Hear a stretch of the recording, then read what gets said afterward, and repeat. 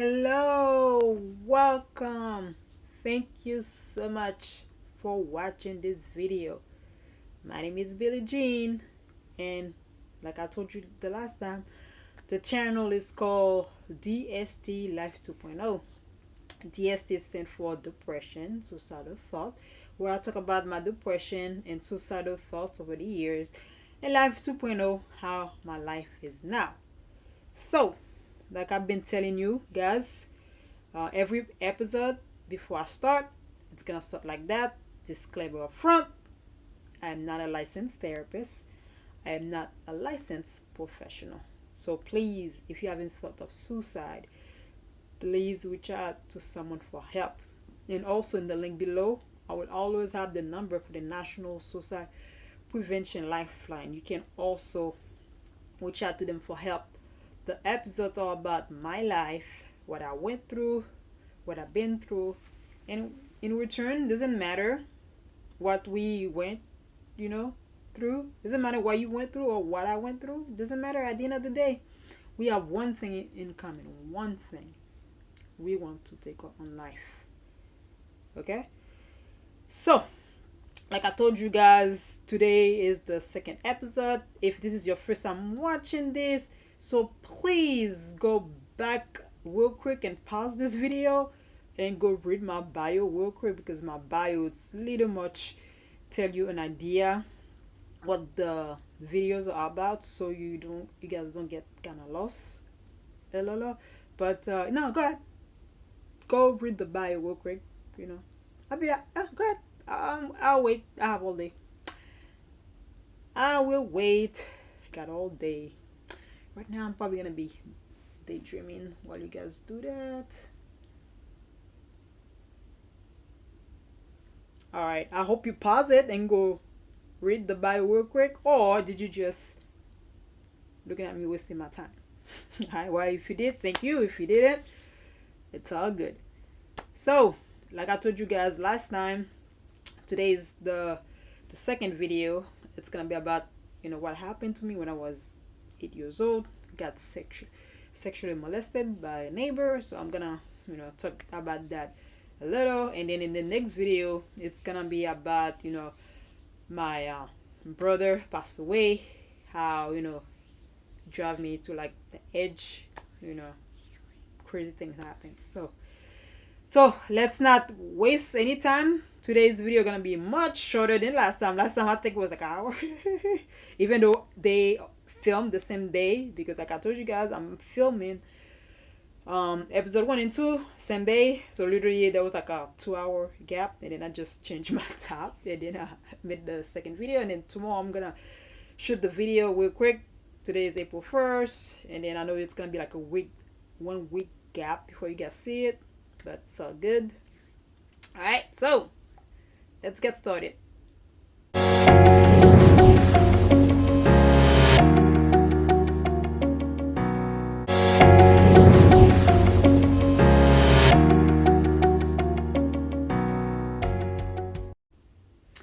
Alright, welcome again. So something I need to tell you guys real quick. So if you guys probably mentioned, I have earbuds in my ear. So what happened is, last episode you guys saw I had it, right? And then towards the end of the episode I took it out. So what happened, why I did that you guys, because what had happened is I've been trying to start this channel for like 5 months now. Yeah, 5 months. So what had happened is that every time I'm trying to practice the video, how I'm gonna talk, blah blah blah, and every time I did it, I will have a mental breakdown. So I was like, what's going on? Like, okay, I want to share my story, but at the same time, I feel like I was putting my mental health on the line, because I was talking about going to a dark place. So therefore, my mind was like, what's going on, Billie Jean?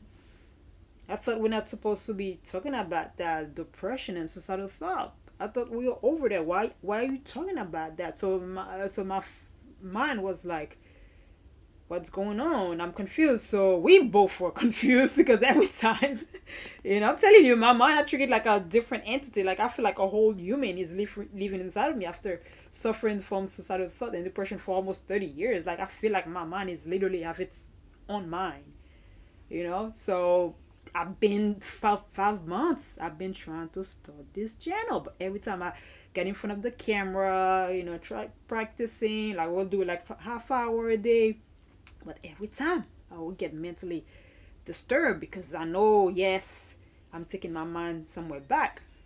So therefore, what I've been doing, and I saw that was doing good, working for me. So when you see the earbuds, I'm playing meditation music right now in my ears. Meditation. You guys probably say, how that possible? So what will happen is, oh my God, after 30 years with depression and suicidal thoughts, I know what the mind is capable of. That's the same mind that wanted me to take my own life. The same mind that wanted me to put me 6 feet under. The same mind that was telling me to take my own parents' life. Yeah, kill my parents. I know. If you haven't watched episode 1 or read my bio real quick, get more details, I still keep that same mind in check. I'm not here to tell you, oh, like Perfect 2.0. No. I still don't trust this thing. So what happened? That's why my mind get disturbed when I was practicing. Like after I'm done, I would get really upset. I would literally crying when I'm making the video, stuff like that. So, and then when I start putting meditation music in my ears right now, literally, but the words are coming out, but it's not registering in my mind. I'm telling you guys, like every time I do that, a half hour after I record the video, and then I took you guys gonna see it like the first video and this video later on, I'm gonna take it out. So what happened is that's when I coming out in my dark place. So now my mind is like, okay, I'm back. Where were you? Where were we? Where are we? And then when I start maybe talking about something motivating, blah blah blah. So that's why I would take it out. Because in my mind, it's like disturbed. Get really disturbed when I'm talking about those things back. Putting the thoughts in my mind get, disturbed. Said, what's going on? Are we talking about depression? So what's going on, Billie Jean? So literally right now, I'm listening to meditation music, and then at the same time, I'm talking. I know, I know, it's like, it's crazy, but I'm gonna take a short break real quick. I think my music, it's I just realized that the music I put in, that's not the one I like. So I'm gonna do a little bit editing real quick, put the right music on, and I'll be right back. Alright, I'm back. So let's start it. So basically my depression started when I was 8 years old, right? I can't ever take that back. What he took from me, the boy. No one should go through that. So the boy who molested me, he was a neighbor. He, my family didn't really trust him. He will come to the house when there's like a tournament. So soccer game, like football. Well, the other country call it football, but you guys in the United States call it football. So I don't remember his exact age, but looking back, I think he was at least in his early 20s. The boy that did that to me, I think, like early 20s. I mean, it's been so long, you guys. I don't remember how many times he molested me. I don't remember. It was so many times. From eyeball it, kind of remember, I would say 4, 5 times, 8-ish. It's been so long, like I don't. I mean, that's something you don't want to remember, but I just wanna give you guys an idea what happened. I think that's many times. I mean, what a molester do to a child. When they sexually molested it. So basically, what he did, he made me feel special, pretty much. I mean, most child molesters, I mean, that's what they do. They make you feel special. In his case, he promised me toys when I was 8 years old. I mean, technology wasn't that big back then. So, I mean, it's not like my mom couldn't afford it, but I cannot say that. At 8 years old, toys back then was life. Even though I had some, but for some reason I felt for it when he promised me toys. I felt for it. So the house we lived in Haiti, it was like a two-story house. Okay, so me and my brothers, we already talk about how the house we live, it's the tallest, you know, on the street. Like, of the houses, there was like two house that was really tall.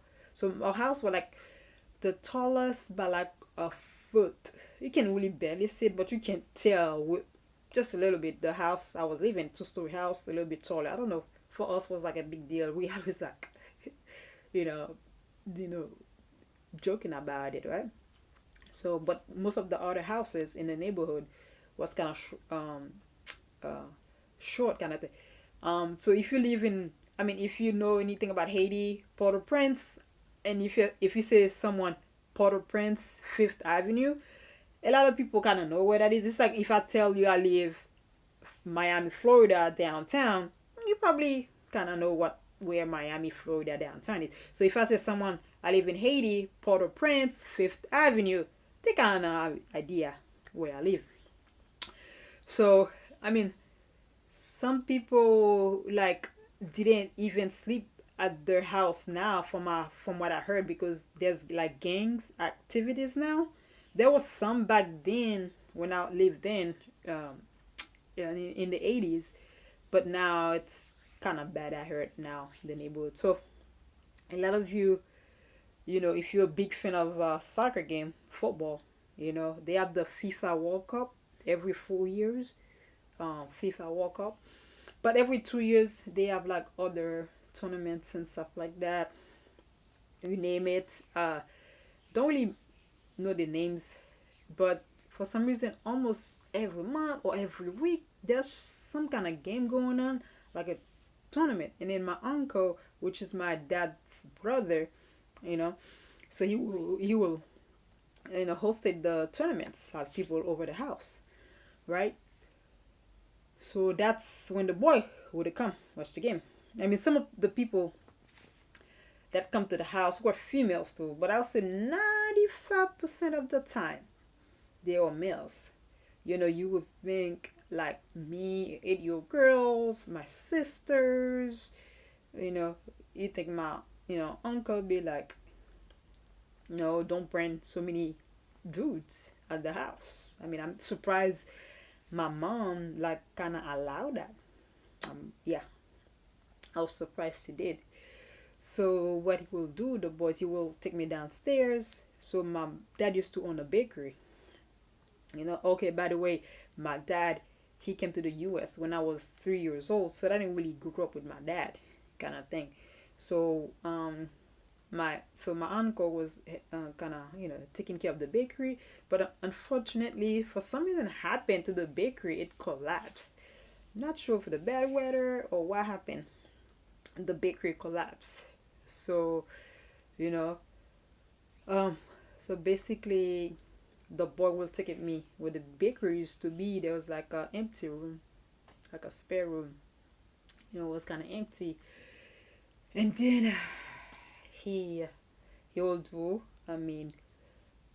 what do you think the child semester do? You probably know what that he would promise me the toys and stuff, but I don't remember if he ever gave me anything. And he probably did. That was so long ago. I don't remember. I know one thing. He said other things. So long ago. Can remember I was 8 years old. I don't remember his exact words, but I remember that he promised me toys. That I remember. Maybe he did promise me other things, but like I said, every child molesters, they always make a promise, some kind of promise, and then his was toys. You know, Gullible. I mean, I was like, oh, I believe the guy felt for it. You know, it's one of the thing for me with I'm kind of going back to the story real quick, but I remember one thing I remember about the boy. He would make me feel special. Yeah, because I didn't get the attention I needed from my mom, my sisters. So think about it. I'm the youngest out of five.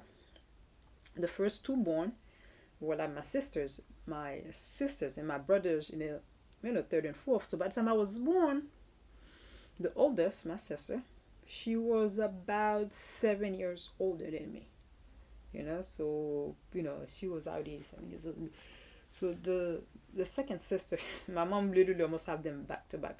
So she was about like 6 years, a little bit 6 years older than me. So by the time when I was 8 years old, so that will make my oldest sister like about 14 years old, and my other sister about 15 years old, about ish, you know. So they don't want to play with me. They don't want to play with the 8-year old. Basically, I never really have that sister bondage. Like you never have that bond with like you have with your sister. With your sisters. I never really had that. So and then there were my brothers. So I ended up, I can say, playing with them sometime with my brothers, doing boy stuff. Yeah. But I didn't really play with like cars and stuff, like boy stuff. I did play with dolls, like girls' toys and stuff, dolls and stuff. Yeah. But I never really played with my sisters, like have that, bond with them, get to dinner. So yeah, with my brothers, with the friends too, or the boys, you know, girl. Yep, that was me. I remember that. So, like I said, go back to the story. The molestation happened a couple of times. So how did they get cut? So pretty much one day he took me down the room. Fortunately, my cousin, don't know what side of his family he's from. He's still alive right now. So my cousin was using the bathroom in the back, the bakery. So it wasn't the top you flushed. The bathroom, you guys know, back then. So I don't know if he was doing number one or number two, but he was in there. So we couldn't see him. We couldn't see him because he saw us like in a little hole. So the boy took me in the back room. So when we got there, what before, he was gonna do what before he's gonna do, my cousin walked in on us right before he was gonna do what he was gonna do. So basically, he was literally out on top of me, and then he got up real quick. So that's when I realized that my cousin was in the room. And then, but before I keep going, but my cousin was probably in his early 20s, like about the same age about as the child molester, the boy who molested me. That because if my cousin was the same age as me or younger, he, my cousin probably would have run, go get somebody, or he was probably gonna try like maybe sway my cousin, promise him something, or tours or something. Fortunately, my cousin was an adult, like early 20s. I have a good feeling if my cousin was a little bit younger, he probably would have given him some kind of BS, don't tell anybody, like both of us. He could have, tell us, both of us don't tell anybody. Like I said, he was kind of in his early 20s, my cousin. So he hold on to the boy, my cousin, until everybody else pretty much yell, call the neighbors, say hey, hey, come downstairs. Everybody comes downstairs, call the neighbors. The next thing you know, the whole neighborhood was at the house. I remember that part. I mean, you can't really forget something like that. So at the time, everybody knew what happened. So I remember I was feeling ashamed. That was my, kind of stuff, feel like it was my fault what had happened. You know, there was a clinic not too far from the house in Haiti. My mom took me there to get me checked out. I mean, like I would say a rip kit, whatever he did. I know he did look down there, make it just good. It was so long ago. I don't remember.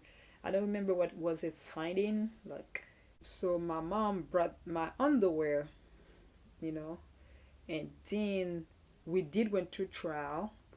We went to the courthouse, to trial, and there was this lady. I guess she was a lawyer or whatever she was. I know she wasn't in the defense side. I know she was on my side, you know. So I know one thing. I remembered my mom was in the room when the lawyer was asking me the question. But was the boy in the room? I don't remember. So long ago, I think he was in the room. Oh my god, it was like a 50-50. Like, so long ago, I can't remember. But I remember 100%. 1,000%. My mom was in the room. I remember that part.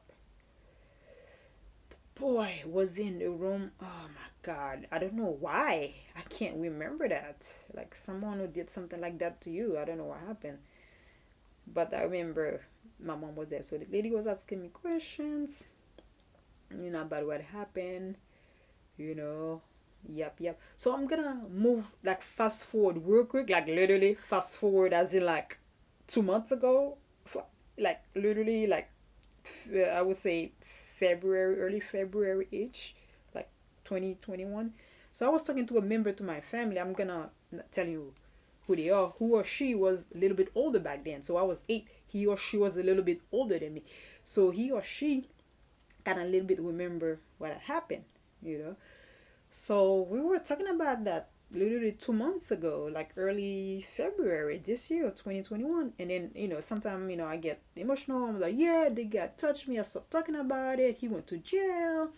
I feel like I got the justice I deserve, And then that person I was telling you, he or she, the way she talking, like, our stories are not aligned, and I'm like 100% know what happened. So he or she was saying a whole different story. That's when I realized, you guys, when I was at the courthouse, I lied about what really happened. Because the 2 months ago, who I was talking with, I was talking with, they told me the boy didn't touch me. I'm like, what? The boy didn't touch me? Yeah, I'm just arguing. I'm like, yes, he did. Blah, blah, blah. I got justice. He went to jail. I remember.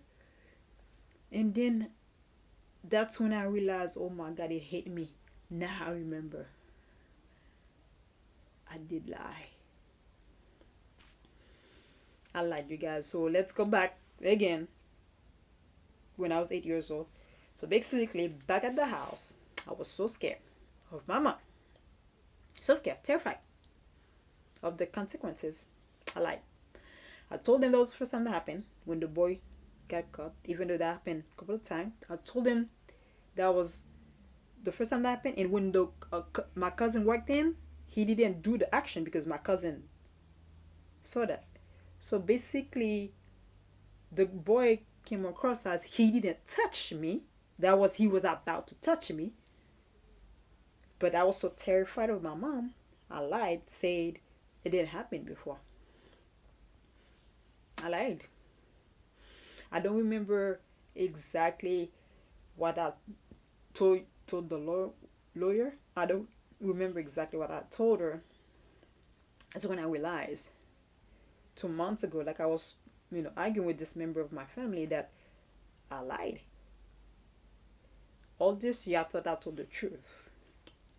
I knew I lied when I lied, but later on in life, over the years, I forgot I lied. For longest, I'm like, oh, I told the truth. I got justice. The boy went to jail. I'm like, all this year, I was thinking that, thinking I had the justice until 2 months ago. I remembered, like, oh my God, I did lie.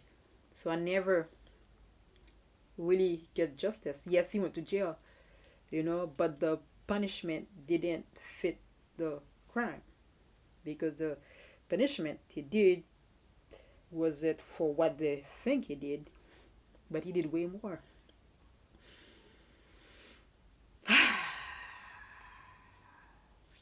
And then for me, you guys, I think that the system failed me also. So why the lawyer had my mom in a room? I guess that was the rule. Obviously I wasn't 18 yet. Like the parents need to be present. So that's why my mom was in the room. Oh boy, that was a big mistake. If my mom wasn't in the room, I guarantee you I probably would have told the truth. They'd be like, hey, whatever you told me gonna be, confidential. No family members gonna know. But my mom was in the room, terrified, scared. I lied about what happened. Therefore, I did remember the lawyer. I was asking me question. Her reaction after everything was done, her reaction was like, that's when I knew I lied, because her reaction was like whatever the guy did, I wasn't like a big deal. I remember that reaction. That's why I remember I lied. Because, that I'm like, oh, he did it. But her reaction was like, he didn't do it, because that's when I realized that I lied. And then, after, not only the system filming, you guys, not only that, my mom, was in the room. I feel like the system filmed me, and also the doctor filmed me, because the doctor wasn't there. Even he examined me, but his findings, he should have seen that the boy did something to me. Like whatever, why did he went down there? Whatever he was supposed to check. Why he didn't come to work, to the courthouse, and then show the evidence. Even though if I lied, the doctor, the evidence would like, oh my God, I think she's lying. The evidence, show the truth. So the system failed me. The doctor failed me. So even though I was being afraid, being spanked by my mom, so what happened is that, I remember like it was yesterday, my siblings was like chatting inside the house, in Haiti, and we were about to leave the room, and then my mom asked me to stay behind. Oh my God! And I knew it. I knew one day my mom was gonna corner me to ask me question, one on one, about what happened. I knew she was gonna do it. I know my mom. I knew it. It was coming. Came. She asked me, where did you go downstairs? And then she was, I told you not to go downstairs. Yap, yap, yap. Look what happened to you. And I'm like, oh, sorry, mommy. But you would think, okay, what I've been through would have been like, don't do it. I love you. See what happened when I disobey you. I thought it was going to be like, give me a hug. Say, I love you. I'm sorry, daughter, what that happened to you. Like, show me love. You see, this is the moment my life changed forever. Only she had said she loved me, and I'm so glad that happened. I'm sorry, my daughter, I love you. This is what happened to you, okay? Or give me a hug or something. Only. That's all she had to do. Just give me a hug. But no, she did the complete opposite. spanked me for disobeying her, for going downstairs. This is the moment my life changed forever. You see the power of words? The words are like a weapon that can be terrified. I think somebody have a song like that. I mean, I've heard that before, this phrase, but there's a forgot who said words are a weapon that can terrify. Ah, ooh, ah, ooh. You guys probably know who I am coming. I know I like kind of heavy metal and rap music. Yeah, so I didn't get the mental health I needed, the mental help I needed. I didn't get that. So my mom did the exact opposite of what I needed. And then she did exactly what I thought she was gonna do.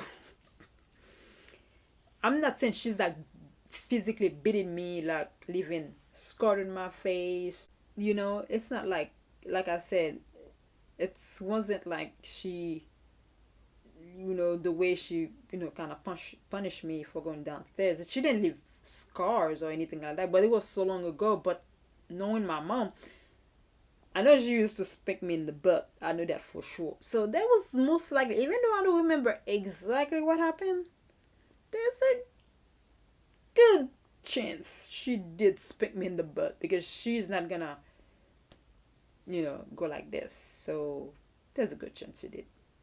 So I know, like I said, it was a long time ago. You know, there's a lot of things I'm probably skipping, but for the most part, I think that's, the big umbrella of what happened. There you go. Like I said, me just got sexually molested, but got spanked for it. That's when my life changed forever, because I disobeyed her instead of giving me the help I need. So, got PTSD. Didn't know it was PTSD until I was 38 years old. This event. I didn't know what PTSD was. I didn't even know what it stood for. What was it? I even repeat a whole new year. My family can vouch for that. I repeated a whole new year because my mind was effed off, man. Sorry, my French. I used to be straight A student to failing to repeat a whole year of school. That's how messed up my head was. My grades were failing. Nobody came to me and said, "Oh, maybe because she was molested, maybe that's like she's failing." Nobody talked to me. Give me some like support, emotional support. Nobody did. Nobody can see the pain I was going through. That's when I realized, you guys, I was physically on earth, emotionally and mentally, for the next 30 years. I was gone. I exist, but I wasn't living. I was breathing. I was physically on earth, but I wasn't living. I was physically on earth, but I wasn't living. I was breathing. I was eating. I went to school, what a human being supposed to be, but my mind got stuck in a 8-year body. 8-year body, you guys. So I'm gonna say that real quick. So as you guys know, this October 2021, I'll be 40 years old. Yeah, you guys probably in the first episode when I said that, probably that's the part usually people fall off the chairs when I tell them how old I am. Like literally, if I told someone I was 20 years old, they probably will ID me. So I don't know what happened, if it's true. Like the fact that my mental health, like my mind, I guess, got stuck inside a 8-year body and I slowly age.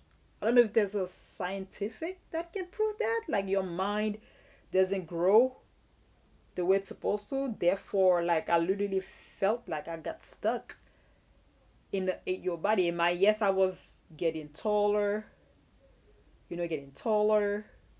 I was a female kind of thing. But for some reason, the people, I mean, no offense to anybody out there, there's a lot of people I have met that 10 years younger than me, but somehow they look older than me.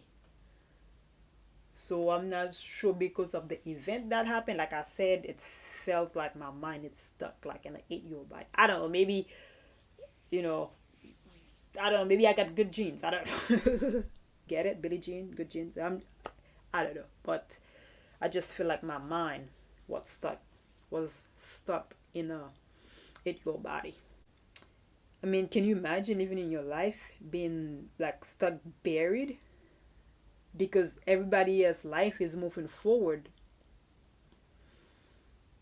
And then, you guys probably heard me talk about, from the time I was 15 years old to high school.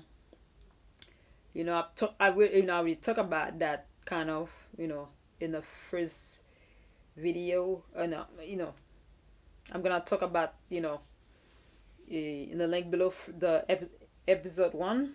So pretty much, when I was 15 to 18 years old, I kind of talk about it.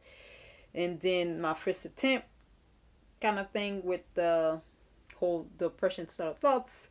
And then, like I told you guys, today's episode was gonna be a little bit me about, me being molested. And then, so pretty much when I was 15, I came to the US. Right, basically, you guys, I've been PTSD. So pretty much PTSD, I had PTSD since I was 8 years old. I didn't know. For 13 years, I didn't know what PTSD stood for. I knew something was wrong with me. I mean, obviously, being sexually molested, I knew it was because of what happened to me. I knew it was part of it that caused it. I didn't know there was a name for it. I didn't know. I mean, knowledge is so powerful. Only if I knew that. Only if I knew that. Only if someone would have said, hey, Billie Jean, watch out your thoughts. Don't put negative thoughts in your head, Billie Jean. Those thoughts can haunt you later on. Nobody told me that. So I kept feeding my negative thoughts about what happened. It's kind of impact my mental health. So that's when like I said, PTSD started when I was 8 years old. I didn't know. Like I said, I had PTSD. I knew something was different. I knew something was different with me. I knew. I didn't know. I did not know. So of course, that's when the depression started. I didn't know the thoughts I was putting in my head can I start being suicidal thoughts. Oh my God. And the mind, if I knew what I know now, if I knew that back then, I didn't know the mind. I didn't know the mind was there to protect us. The mind took the opportunity. Start telling me, take your life. Do it. The pain will go away. I mean, it's like Mama was saying, it's like going to sleep forever. The pain will go away. The suicidal thoughts. Like I said, go watch the first video. I gonna explain to you, later on. Caused me the first attempt. If you're watching this right now, I know what you've been through. I know what you've been through. I've been through that. Mama was telling me like I was the only one who got sexually molested. I know. That's what happened when there's no lights at the end of the tunnel. My mind made me feel like everything that caused me to be depressed and suicidal. My mind makes me feel like I was the only one going through that. Oh my goodness, it's like almost 7.4 billion people on earth. My mind literally make me feel like I was the only one going through what I'm going through. I mean, sometimes, you know, have you ever like wonder like what happened to people that got, sexually molested, got raped, like what going on inside my mind? I mean, have you ever wonder what's going on? And then if you the one that got molested, I'm sorry. Got raped, I'm sorry. And obviously, what's going into my mind, and I know what went through your mind. So sometimes us in society, we like trying to hide our feelings. We're trying to blend in because mental health, I cannot say that we don't really talk about it. Like the people that, as a result of being molested or raped, that kind of messed up your mental health kind of thing. That's why I'm here today, to share my story. In case your mind is telling you otherwise, like you're the only one who is going through that pain.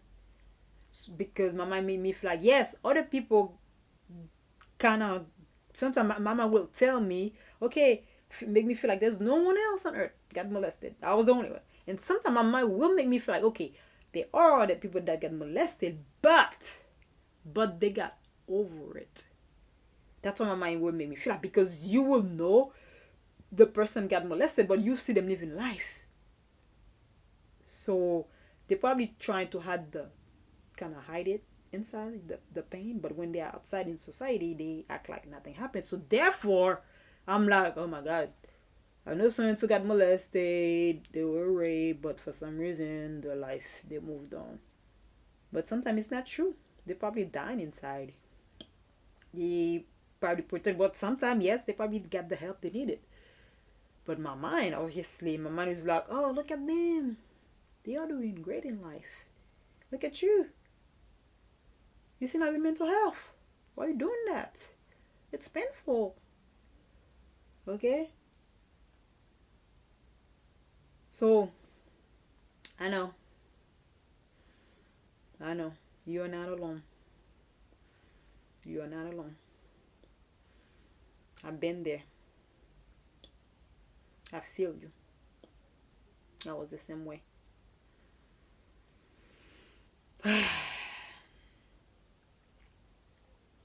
If you feel like, taking your life, it's gonna turn back the clock because you got molested, you were raped, the pain will go away. I am telling you, man, it's not you. I know it's feel like to be buried. I was buried. I feel like I want someone to reach down and grab me because I was so deep down. Like my mind like overwhelmed me. Like I wasn't me. Like I feel like I was buried. Like I was inside. I was hearing stuff. But I couldn't like live life. Like mine happened at 8 years old, and yours probably happened later on in life. Believe me, I know what you're feeling right now. I feel like that pain you're going through, nobody else has it, right? Because that's what my mind was telling me. Nobody else has it. It's painful. It's hard. Oh gosh. Please, I'm asking you.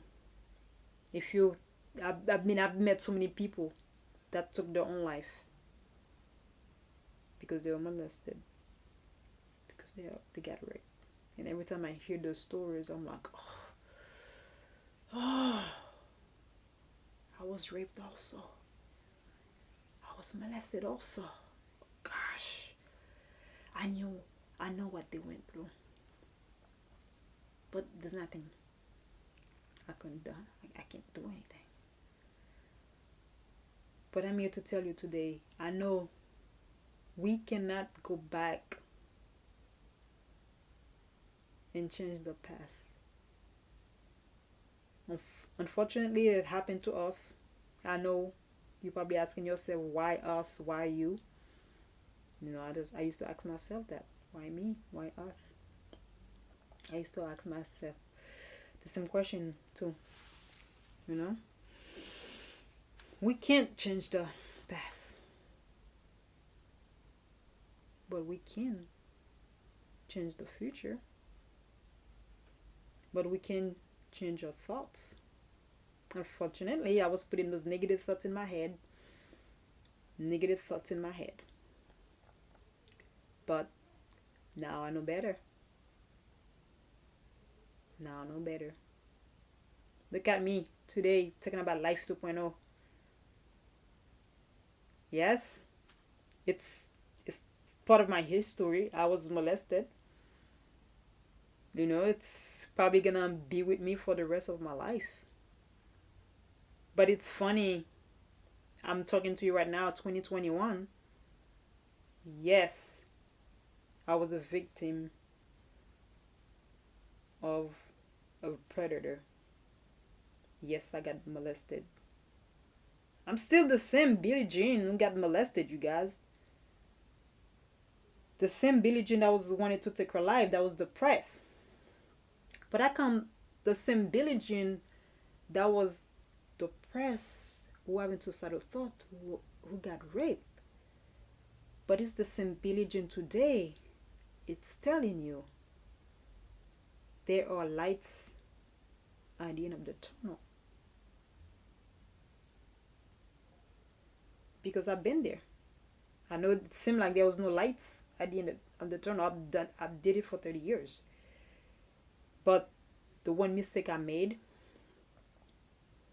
it's not getting help sooner. You're probably thinking, oh, what? 30 years? That's a long time. Yeah. So please don't make the same mistake I made.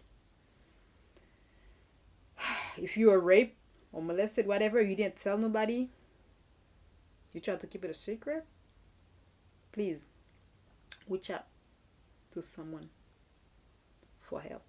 Even my story, I'm gonna go to other videos in life. I didn't wanna share my story. The plan was, when my time to come to leave this earth, nobody was gonna know I was the person suicidal. But I'm gonna go to more in detail how I feel like something was missing.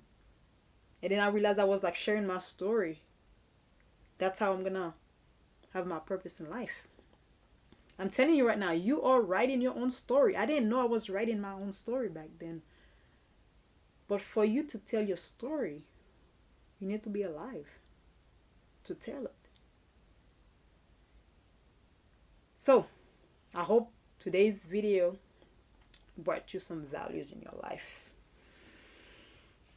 I hope today's video will change your mind. If you think tomorrow was your last day on earth, I hope that changed your mind. I hope you know that you are loved. I've been there through. I know. But I have faith in you. Just hang in there. Just hang in there. You got it. Just hang in there. I have faith in you. You can do it. Just hang in there. You got it. You got this, man. You got it. I'm not better than you. I'm not better than you. My suicidal thought didn't care what ethnicity I was, what gender I was, female, male, black, white. If I speak with an accent, my suicidal thought, my mind didn't care about all this. You probably have something. You probably have something someone else wants. Maybe nice hair, nice skin. You probably speak perfect English and someone else wish they speak good English. There's something you have right now. Someone wished they were you. Maybe a nice house, nice car, whatever. But unfortunately, you were molested, you were raped. Unfortunately. But I guarantee there's something you have right now. Maybe a college degree. Whatever it is. Guarantee something you have right now. Someone wish they had it. But your mind is not going to tell you that. Your mind is not going to tell you that. It's just going to show you and tell you the negative things. But I'm telling you today, there's something in you. Someone wish they were you. And then here you go, you are. Want to take your own life. Alright, you guys. So I can't wait to see you guys next episode. Fortunately, next episode gonna be a little bit about my brother's life, a little how catapulted me to my second suicide attempts. Alright. So as always, you guys, you are loved. I love you. Remember, it's one day at a time. One step at a time. In one positive thought at a time. I love you. You are loved. Suicide is not the answer. Please reach out to someone. I love you. Bye. What? Alright, you guys. Thank you so much for watching this video. If you like it, give me a thumbs up. Also, please comment in the comment section below. Of course, share it with your friends and family, please. And also subscribe. Let's see, the bell notification. Please click on it.